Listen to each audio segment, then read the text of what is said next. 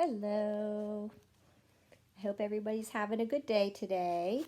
I have my buddy, Parker. I know it's hard to tell him and Stella apart sometimes, but Stella's head is a lot bigger than his. Now, he's going to join us today as I read chapter 9 called Miss Mush, or just Mush. All right, I saved this chapter for when I wasn't just finished eating and I wasn't getting ready to eat, because this is how it starts out. Do not read this story right after eating. In fact, don't read it right before eating either. In fact, just to be safe, don't read this story if you're ever planning to eat again.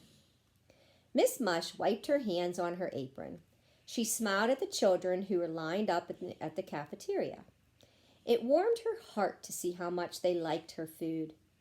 Mauricia was first in line. "And what would you like, Mauricia?" Miss Mush asked. Let's see here. Okay, I was going to see if I had my glasses, but I don't, and there's nobody here to get them for me, so I'll just wait.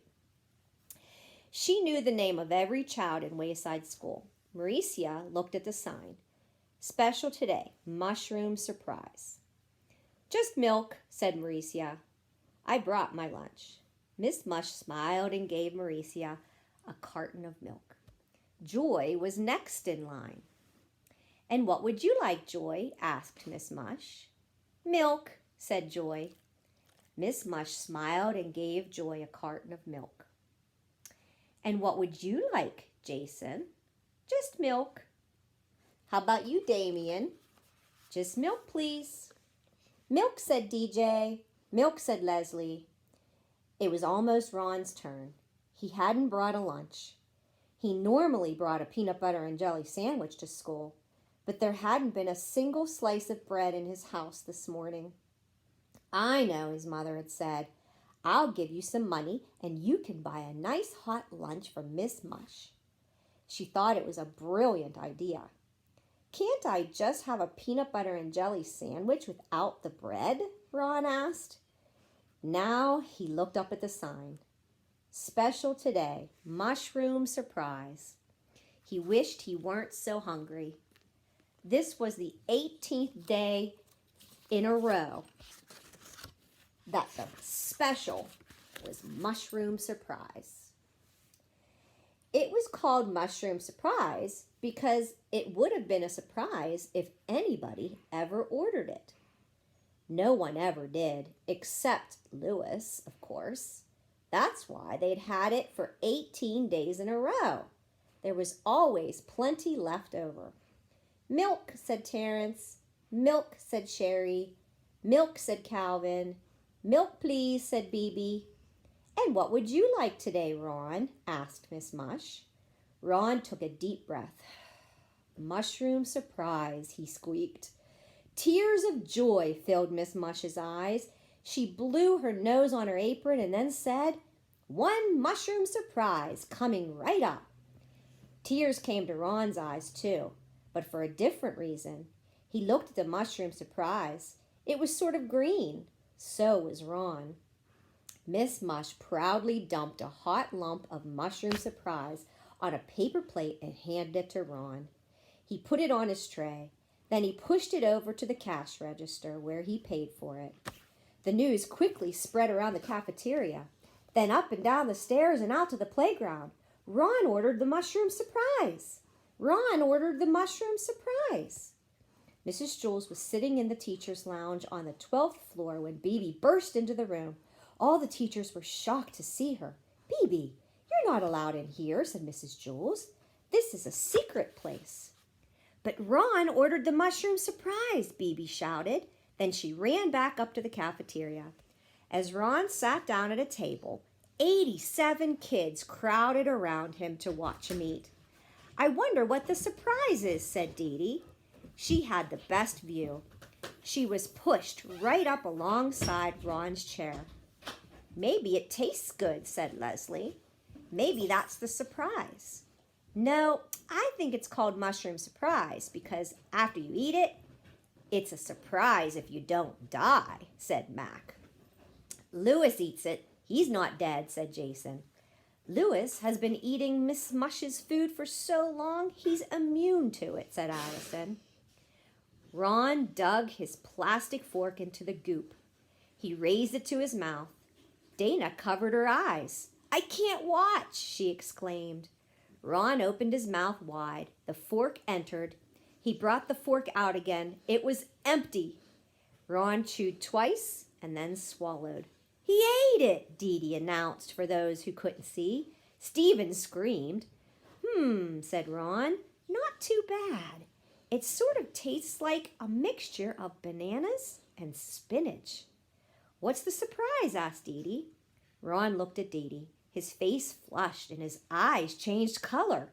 His whole body began to shake like a washing machine on the spin cycle. Dee Dee was afraid he was going to throw up. She tried to get away, but with everyone crowded around, there was no room for her to move. But Ron didn't throw up. He stood up, put his arms around Dee Dee's neck, and kissed her smack on the lips. He sat back down, his eyes returned to their normal color. "Ugh," said Dee Dee, wiping her mouth on her sleeve. "What's the matter?" asked Ron. "Don't you know what you just did?" asked Allison. He shrugged. "I ate Miss Mush's mushroom surprise, and it wasn't that bad. Sort of like a mixture of hot dog and grape jelly. I wonder what the surprise is, though." He dug his plastic fork back into the goop. Everyone ran away. When Mrs. Jules entered the cafeteria, no one was there except for Ron. He was sitting alone at a table, eating the mushroom surprise. Miss Jules sat down next to him. "Hi, Ron," she said. "How does it taste? And what's the surprise?" Ron swallowed another mouthful. He looked at the teacher. His face flushed and his eyes changed color. And that's where the chapter ends. You have to kind of make an inference here. What do you think Ron's going to do next? What do you think, Parker? Parker's going to sleep. Huh? Parker's going to sleep. Yes, you are. Say hi. Say hi.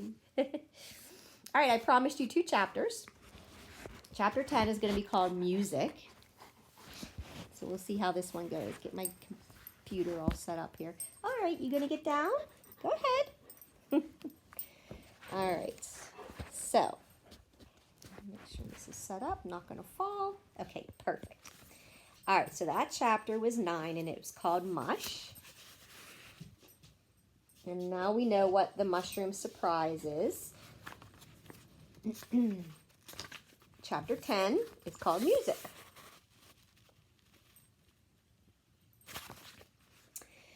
Benjamin still hadn't told anybody he wasn't Mark Miller. His grades had never been better. Mark Miller is a lot smarter than Benjamin Nushmut, he thought. When they chose up teams for kickball, he was always the first one picked. Mark Miller is a better kicker than Benjamin Nushmut, he realized. The girls in the class liked him too. Mark Miller is better looking than Benjamin Nushmut, he decided. But unfortunately, he knew he had to tell Mrs. Jules his real name. He sighed, then slowly raised his hand. Mrs. Jules gave him a tambourine.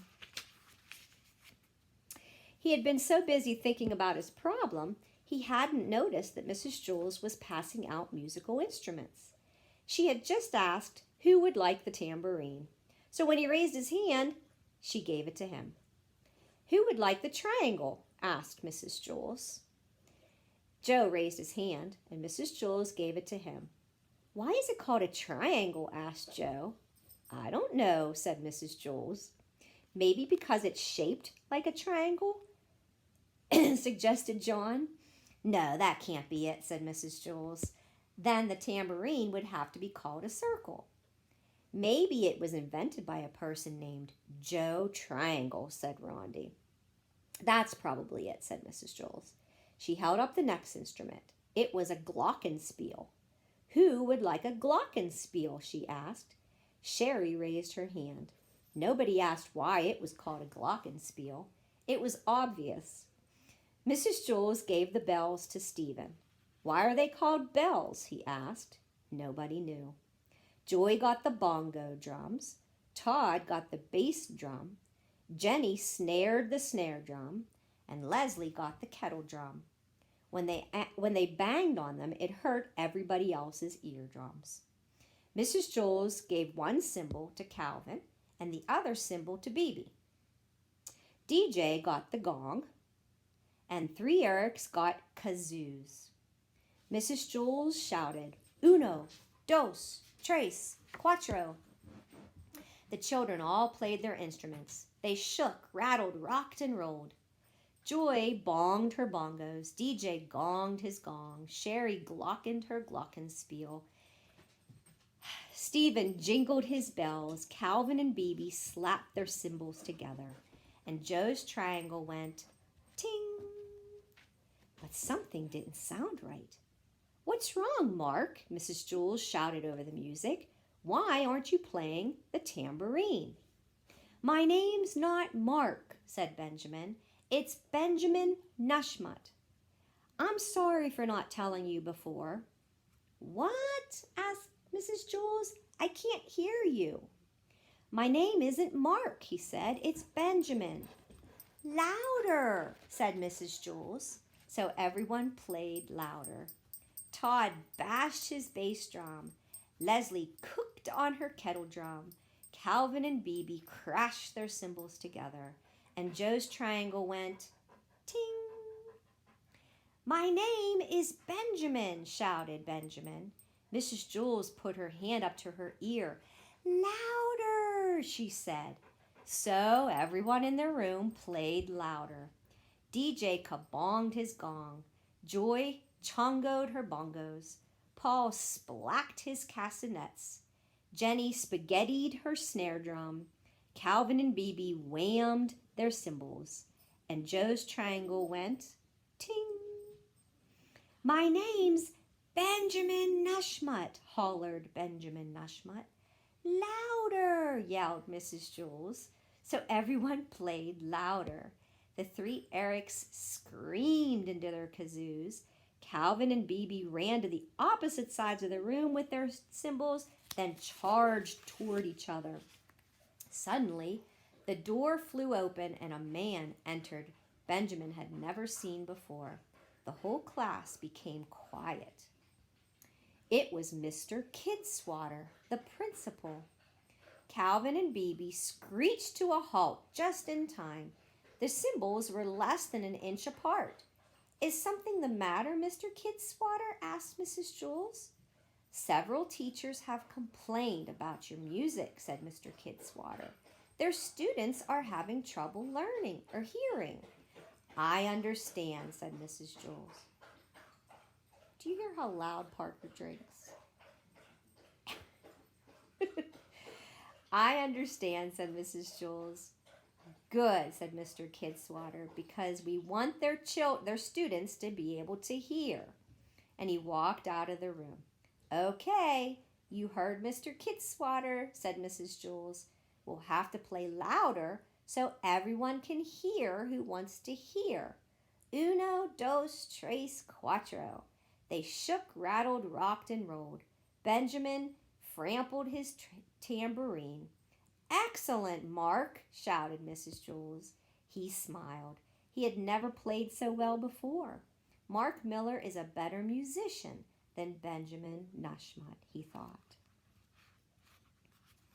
I wonder if Benjamin Nushmut is ever going to be able to tell his teacher his real name. All right, the next chapter will be called Kathy and DJ. And the chapter after that will be called Pencils. And I will read both chapters the next time I meet.